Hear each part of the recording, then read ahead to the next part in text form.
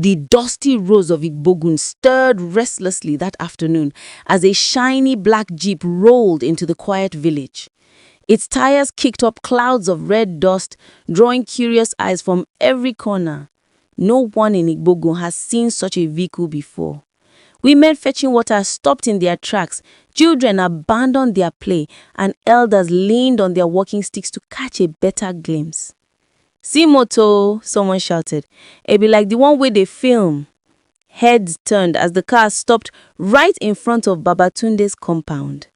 The villagers waited, breath held, until the door opened and a tall man in a dark suit and sunglasses stepped out. Babatunde squinted, studying the stranger for a moment, then suddenly realization struck. "Wait, Richard! Richard, my brother!" The man smiled broadly. "Yes, big brother, it's me, Richard."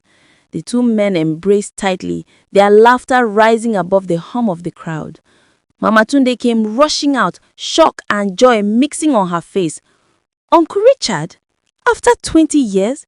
she gasped.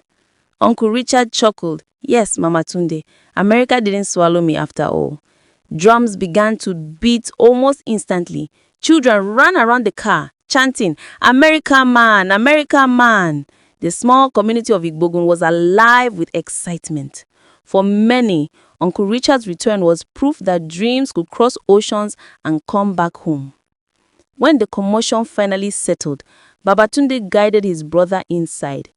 "Make una leave am first o," he told the villagers. "Let him rest small before na carry am go village square." Laughter followed as people slowly dispersed, still talking about the car and the man who had come from America. That evening, the family gathered under the old mango tree for dinner. The lantern's light flickered, casting soft shadows across their faces. "This pounded yam sweeter past any food I chop in America," Uncle Richard said between bites. Mama Tunde smiled proudly. "Now home food. Even Oyinbo never get this kind taste." Tunde, their 10-year-old son, sat quietly, his eyes fixed on his uncle. He had never seen anyone like him.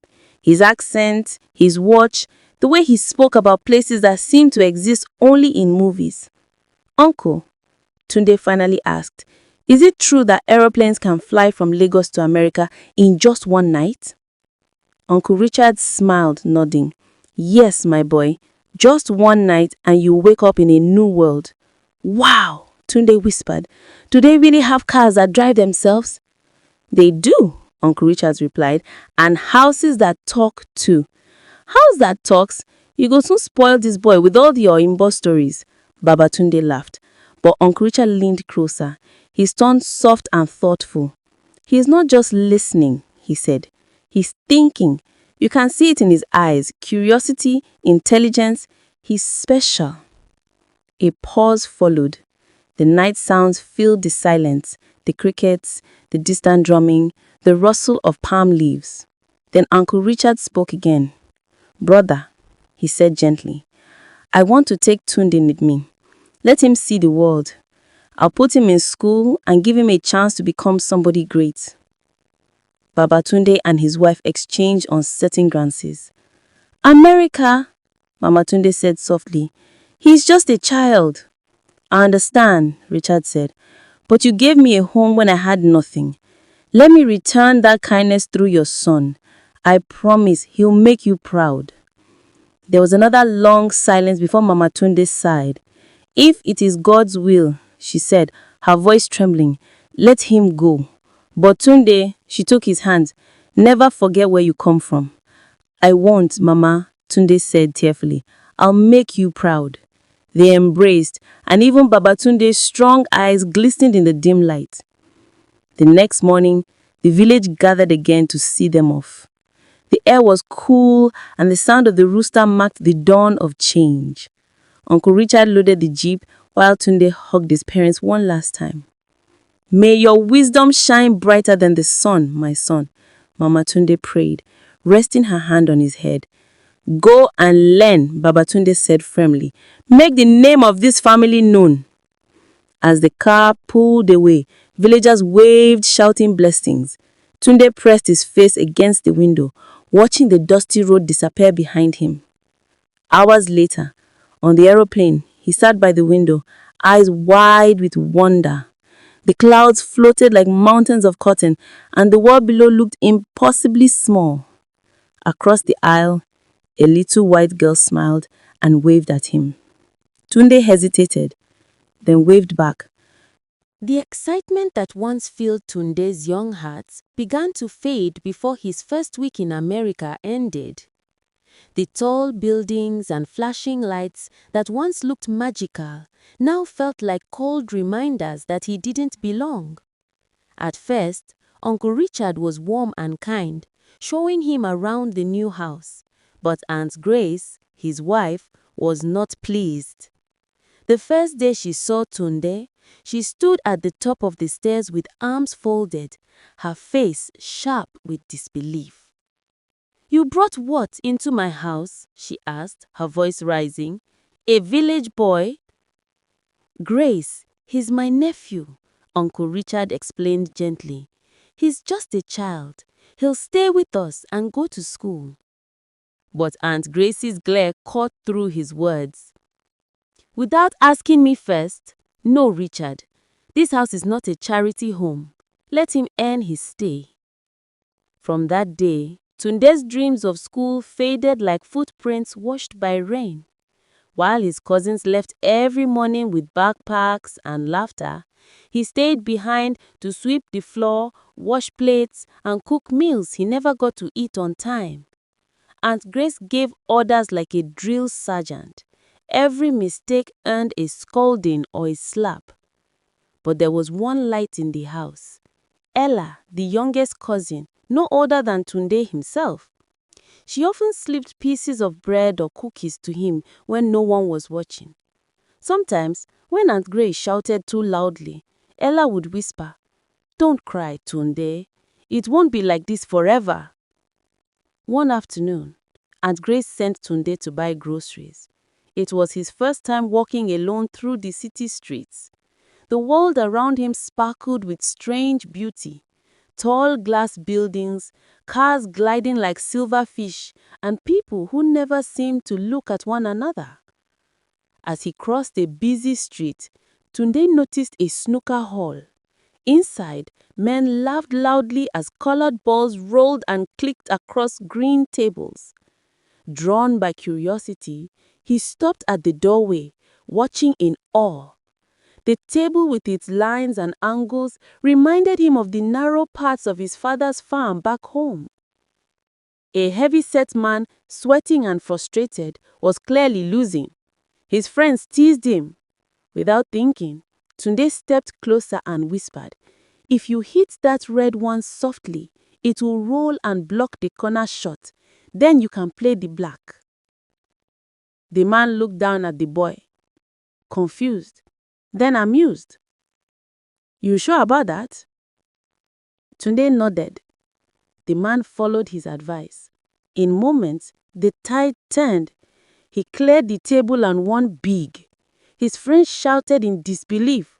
"Boy, you are a genius," he said, laughing. "What's your name?" "Tunde," he replied shyly. But when he saw the sun already setting, panic filled him. He grabbed a grocery bag and ran all the way home. When he arrived, Aunt Grace was waiting at the door. Her eyes were cold fire. "So you now stroll around the city while I wait for my dinner?" she shouted. "And where is the rest of the money?" I dropped it," he stammered, trembling. Before he could say more, the slap came, hard and fast.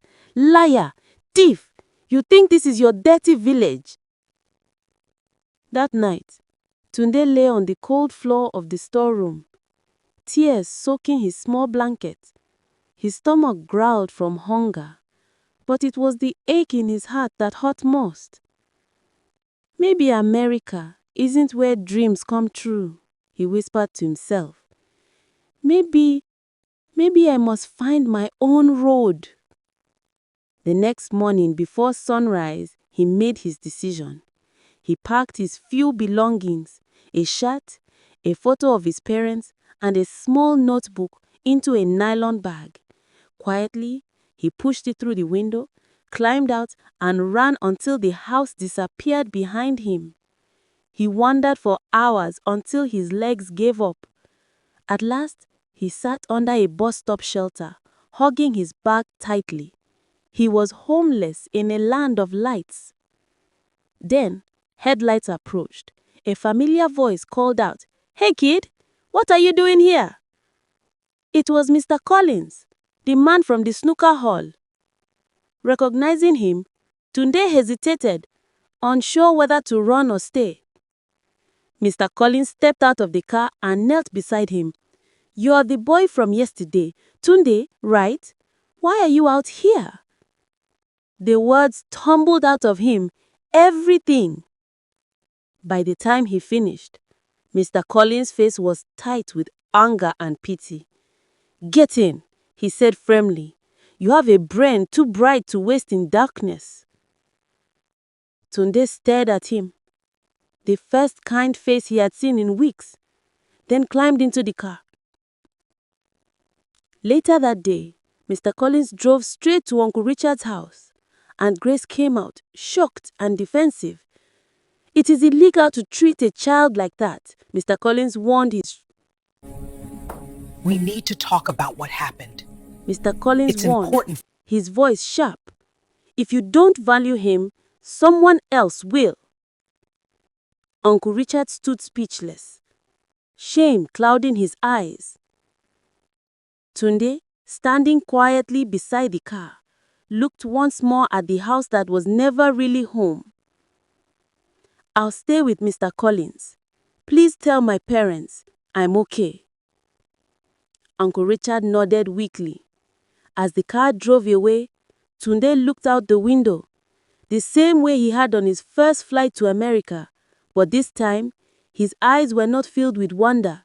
They were filled with determination. A new road had begun, not paved with gold, but with courage. Months had passed since that cold morning when Tunde fled from Aunt Grace's house. Now he was no longer the frightened boy who slept at bus stops. Under Mr. Collins' care, he had found warmth, guidance, and a new chance at life. Each morning, he wore his neatly ironed school uniform with quiet pride. His shoes were small but shone like mirrors. At Collins Memorial Academy, Tunde was known as the boy with the answers. He absorbed lessons like a sponge, especially mathematics. Numbers spoke to him the way rhythm spoke to drummers in his village. Teachers marveled at his brilliance. His classmates often whispered, "He's not from here, he's different." Within a few months, he leapt 2 grades ahead. Even Mr. Collins sometimes watched him solve complex problems and muttered under his breath, "Genius doesn't care where it's born." One day, during assembly, the principal made an announcement that stirred excitement across the school. "The National Mathematics Championship will hold this year," she said. "It's open to the brightest minds across the country, and our representative will be Tunde Collins." The hall erupted in cheers. Tunde stood there, heart pounding, proud, nervous, and grateful at once. The first round. The competition was fierce. The first round took place in a large hall filled with students from across the nation. Tunde sat quietly at his computer, surrounded by hundreds of faces, many older and more confident. When the timer started, he froze. The pressure, the cameras, the whispering, all suddenly felt too heavy. His fingers trembled. Questions blurred before his eyes. But then he remembered Mr. Collins' words, "You have a brain too bright to waste in darkness." He took a deep breath, the numbers settled. One by one, he cracked through the problems with calm precision. By the end of the round, he had not only recovered, but finished among the top 5. His name flashed on the leaderboard. Tunde Collins, qualified for semi-finals. The second round. The next stage was tougher. Every second counted. Tunde's hands flew across the keyboard, but halfway through the round, the screen suddenly went black. "Sir," he called to one of the organizers, "my system shut down." The man barely looked at him. "Keep quiet and wait. You must have pressed something wrong." "But it wasn't me." Next contestant, someone shouted from behind. Tunde's heart raced. Minutes ticked away. He felt the sting of being ignored, not because of his mistake, but because of his skin. Around him, other contestants kept working while he sat helpless, watching his dream crumble. Then a senior judge noticed the commotion and walked over. "What's happening here?" The technician checked the computer. After a few seconds, he looked embarrassed. "It's not the boy's fault, sir. The system crashed." The judge nodded. "Then give him another computer and restart his timer." Gasps filled the room. Some contestants whispered angrily. But when the new system was placed before him, Tunde said nothing. He simply started over. And within minutes, he solved every question, finishing even before the timer ended. The audience burst into applause. Cameras flashed. One reporter murmured, "That boy, he's something else." Back at home. Across town, Aunt Grace sat before her television, frozen. Her children watched in silence, faces pale. But little Ella jumped up with joy. "Mama, that's Tunde, he's on TV," she cried. And Grace said nothing. Her pride struggled with shame. She saw the same boy she had once called a village child now standing before a nation radiant with brilliance. The grand finale. The final stage was held in a grand auditorium filled with cameras and cheering students. Only 3 contestants remained, and one of them was a little white girl named Lily. Tunde stared at her, a flicker of recognition passing through him. It was the same little white girl who had waved at him on the airplane years ago. Life had come full circle. As the timer began, silence fell. Equations and logic questions filled their screens. Tunde's fingers danced over the keyboard, his mind calm and sharp. But when doubt tried to creep in, he closed his eyes briefly and heard his mother's voice. "May your wisdom shine brighter than the sun." He smiled, a small, confident smile, and kept typing. When the final buzzer sounded, tension hung in the air. The judges whispered among themselves, analyzing scores. Then the head judge stepped forward. "Ladies and gentlemen, this year's national mathematics champion, breaking the record with the highest score ever recorded, is Tunde Collins." The hall erupted in thunderous applause. Tunde stood up, stunned, as gold confetti rained down. Cameras flashed, reporters surrounded him. Lily smiled and clapped beside him, whispering, "Congratulations, genius." The homecoming. News of Tunde's victory traveled far, across cities, towns, and seas, all the way back to the dusty roads of Igbogun. Drums rolled once again, just as they did the day Uncle Richard returned from America.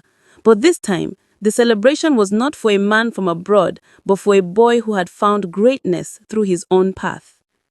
Tunde used part of his prize money to rebuild his parents' house. He sent a generous donation to Uncle Richard's family, choosing forgiveness over resentment. Even Aunt Grace wept when she read his note. "I hold no grudge. Thank you for being part of my story." With the rest of the money, he funded scholarships for children in Igbogun, boys and girls like him who carried big dreams in small places. At the dedication of a brand new school he built, the signboard read, "Light Academy, founded by Tunde Collins." Standing before the building, Tunde smiled as children ran around him shouting, "Uncle Tunde, Uncle Tunde." He raised his hands and said softly, "Your beginning doesn't define your ending. Wisdom does." Years rolled by. Seasons changed. The little boy who once swept floors in Aunt Grace's house had become a man whose name shone across nations.